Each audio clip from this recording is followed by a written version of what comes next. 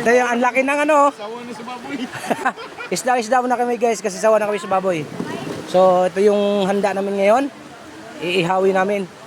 Laki. Anong tawag ng isda na yan? Lumilipad yan, di ba? Fish. Flying fish. Blue marlin. Ayan. Dito. Tre. Ayan.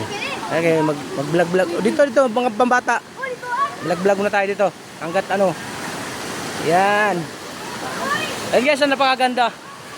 Ang ganda ng swimming pool. Mayroon siyang mga ano. Diba? Nakikita nyo ba yan? Ang lakas ng tinugdan. Yan o. Ang lakas ng tinugdan guys o. Yun. Ha? Oh. Lakas ng tinugdan o. Yan o. Yan.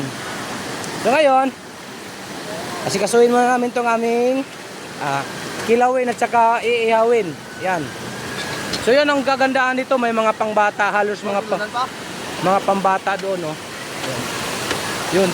Kita nyo naman yan guys o. Yan. Diba? Kita nyo naman napakaganda. Pwede rin dyan maligo. Tapos yung 3,000 yung cottage dyan pag mga ganyan kalaki. At saka yung inuupihan namin doon 3,000 din yun. 3,000 may libre ng video okay. Yung pang bata napakaganda. Wala kang kakaba-kaba dyan kasi napakaganda yung mga laro ng bata. May kanya-kanya silang dito. Yun o. Ganda din o. Yun o. Yan doon mga maliliit lang na kubo doon. Yung banda doon maliliit lang na kubo. Ayan. Ito yung ano Kalilangan in Lanao del Norte. Oh, maganda, di ba?